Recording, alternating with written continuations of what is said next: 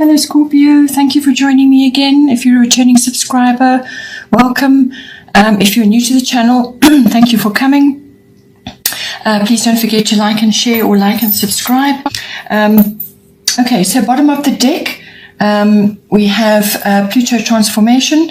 So you are Scorpio, so this is going to resonate with you, on your energy level. In any case, Pluto rules your sign. So with this, I feel coming in, looking at your chart in general, it looks to me like there seems to be an element of wanting to actually get onto your proper path, or to go after the things that you really, really want. And this is important because it's kind of a theme right the way throughout your chart. It's affecting everything, your work, your career, just a whole lot of things. And it's almost like you've reached a point now where you really, really have to decide what it is you really want. What do you really want at this time? So transform your desires to make them work for you.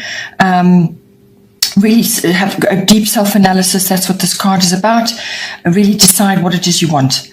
And you're going to be sort of driven to explore that in a number of ways as well. With Pluto, you could have things coming to the surface. Pluto is the lord of the underworld, so things will come up from underneath, and this could be secrets, or it could be your hidden feelings or somebody else's hidden feelings, or just anything that has not been seen up until now could be rising to the surface for attention. Endings and beginnings always come with this card, but it really is about sort of self-discovery and deciding which way you're going to go now. Okay, so in the first house, we have part of fortune increase. Very nice card to be having in the first house. First house is the house of the self. So this is what you project outwards, what other people pick up, what they see, what they feel. But it's also yourself, everything to do with yourself, your physical body, your vitality, your energy, your life force. It's your personal independence, how you're making your way through the world. And it's all your self-oriented interests. And it's also your appearance. So, you may look at yourself and see yourself one way, and other people will look at you and see something else. So it's all about that, but it's what you project. So it's yourself, and everything to do with you. So it's your personal independence and making your way in the world on a sort of a daily basis, what you're aiming for, what you think you want to do right now. So as I said, with this card, things are going to be driving you now to really activate what you want, and this card is certainly going to help you with that. It is kind of linked with your 12th house, which is Jupiter abundance. So the 12th house rules all the unconscious motivations, drives, mechanisms, complexities, and so on, which rules a great portion of our lives. So with that coming in, that is going to give you a tremendous boost to really let go of troublesome problems and move forward. It's going to lift you up. It's really going to give you a boost. So take advantage of that boost now and harness the energies of this card, because this is really all about, again, it's about hidden things rising to the surface. So you could very well have a karmic trigger of some kind. So this could be some event that occurs and it propels you to examine certain things, and usually this is stirring of hidden talents or abilities. When we say hidden, it could be something that takes you by surprise. Gee, I'm actually quite good at that. Or it could be something that you were kind of aware of, but perhaps during your growing up years, it wasn't seen as a viable talent or a viable ability, or it wasn't the done thing, or it was taboo, or whatever. However, it's something that you may have been aware of, but it's never really been harnessed by you. You haven't focused on it. It's just something that you know you can do, but you've never really looked at it. So that could all be stirring for you at this time. So it's discovering certain things about yourself. And it may come through a karmic trigger.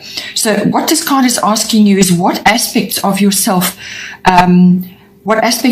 has been overlooked or not harnessed at this time. So it really is your pot of gold.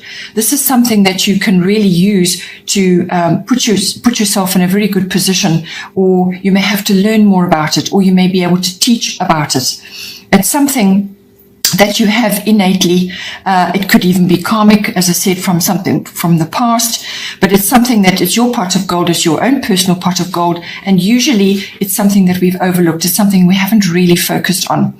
So it could be that in order to monetize that or to work that into your life better, you need to learn more about it, or you may be taking teaching, or you may be giving teaching on it. But with this card, you can expect an easier flow going forward, at this time. Good fortune is coming for you with this. Any sort of promotional or public relations work is going to do well for you. And that goes hand in hand with your house of groups, contacts, networks, which is all about action, taking action on that. So you can expect to have good leads. You're going to have things working for you this month. Things are going to be really going to be working for you. There's stuff going on in the background. Opportunities are going to come to you, and it's up to you how you use them and how you're going to take this and move forward with it. You've got a very, very good spread, this month, and it's really all about you and how you are going to use everything that's coming to you at this time. So if you need to promote something, or you need to be talking to people about things, then really this is a very good time to be doing that. This card is also about recognition and achievement. So you could be recognized in something, or you could be achieving a great deal at this time. Your popularity could be high, but it's all about moving ahead. At this time, really, you've got a wonderful opportunity and the potential to achieve great things. So it could also be that you have a fated relationship coming into your life. This is somebody in whatever form. This is somebody who is going to come in to assist you at this time. And the two of you will help each other. And you will actually achieve more if you work together in this than if you had tried to do certain things on your own. So keep a lookout. Keep a lookout. Keep it on your radar. Somebody may be coming in to assist you at this time. Then in the second house, we have Virgo, I analyze. So this is your house of income. It's also the house of your self-worth and your values. So your value system, what you value in yourself, what you value in others, what you value in your environment. And this goes towards possessions, ownership as well. This second house is also about property, real estate, land, anything to do with that falls into the second house. So with this coming in, it's asking you to analyze your situation at this time. So you're going through a transformational period, which is indicated by the Pluto card. So what do you want? What do you really want? What do you want to do? How do you want to make your money that you are, your income that's coming in for you? How are you going to make that work for you? Is your self-worth what it should be right now? What are you valuing? Are your values, are your expectations set high enough, and so on? This is a sifting and a sorting energy. What is working for you? What is not? Analyzing that. It's all about numbers. It's about figures. It's about systems. It's also writing. You may be involved in, contracts or documents of some kind. This is very much the declutter card of the zodiac. So this can be an emotional declutter, and it can also be a physical declutter, in whatever way that is. It could also be just that you own a lot of things that are not actually working for you, or they're not functioning correctly, or, so really it's very much a time of sifting and sorting, and only have around you or with you what it is you really need. And that goes for your self-worth as well. If you're giving yourself a lot of negative self-talk, which can come with Virgo, a lot of criticism, a lot of nitpicking, if you're doing that to yourself, you're not going to help yourself at all. So positive self-talk, positive attitude, positive mindset. How can you be helpful, constructive, give good advice, be reliable, and so on? All of these traits you need to do for yourself, but you can also be asked to do them for other people. And that is going to ultimately boost your income as well. So declutter, whatever that means for you, emotional or physical, declutter, get organized, watch your health and diet at this time. If you need to channel income into that, do so. Just focus on being useful and constructive at this time and giving useful and constructive advice if you're called upon to do that, but really put it in for yourself and use that to navigate these times. Avoid criticizing, nitpicking, and worrying, which can come in with the Virgo card. Third house, we have water element sensing. So third house is your house of communication. This is to anybody. It can be on a wider audience. It can be just to the people around you at this time, but it's communication in general. This is written, verbal, body language even. This house also rules documents and contracts. It also rules short journeys, local trips. This communication house can also be to specific people.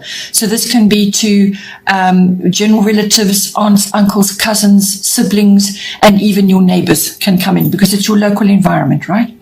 So water element sensing, you're going to need to trust your instincts and intuition over logic at this time. All right, with this card. So go with your gut feels and your intuition. If there are any storms going on around you, and particularly from a communication point of view, any storms going on, just let matters flow. Keep your boundaries strong at this time, because with this energy, you will be more compassionate and more understanding. And sometimes people can take advantage of that. They see you behaving that way or you're coming across in that way, and they will swoop in and try and take advantage. So make sure your boundaries are strong. You may have low energy at this time. So when it comes to communicating with others, you may just feel that you need to pick your battles. You need to just pick your battles and retreat if need be. So, keep your boundaries strong. It's a very, very good time to spend time in reflection on your own, doing your own things. So this is withdrawal. It's a time of withdrawal to gather your strength. Your energy will not be at its highest levels. This is a pause period before action. So during the course of the month, you're probably going to find you're going through cycles where you just need to withdraw periodically to get your energy right, to think about what you want to do, to dream, to plan, and to rest as well. Because when you rest, then all these, you give yourself time to breathe, Artistic endeavors, anything to do with artistry of any kind or creativity is going to be enhanced with this energy because it's a rest period, and that allows your mind to rest, and then the artistic side and the creative side can flourish. It's a time of not so much doing, but just being. It's a time of contemplation, so spend time in rest because that's going to help you going forward. You may enjoy trips to water bodies at this time, so that will be the sea, lakes, rivers, any kind of water body, to rest and recharge will be very beneficial for you. Okay, in your fourth house, you have South Node life's debts. So your South Node is coming into your house of your home and your family. So this is your home as in your physical structure, so the actual house or the place where you are residing right now, but it can also be the atmosphere in the home and the people in your home, and it's also about the relationship that you have with your family history, your roots, your foundation, where you come from, your ethnic identity and your ancestry, and so on. So with South Node life's debts coming in, this is quite a tough card to be having in your fourth house. It's the house of endings and beginnings, and any debts, karmic debts, are going to be collected at this time.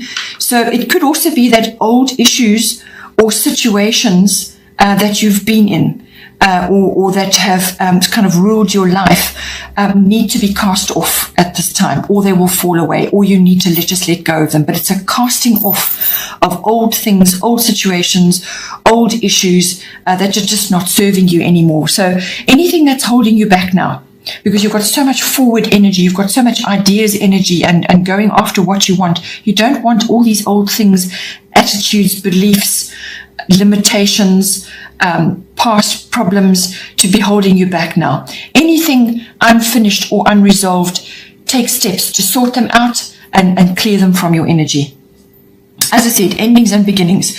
It will be swift changes coming for you. You're going to be literally forced out of your rut or out of your comfort zone. It's going to be very uncomfortable for a while until you find your feet. So deal with anything that is unfinished and unresolved right now. Make a clean cut and sort it out. It's very much a turning point card.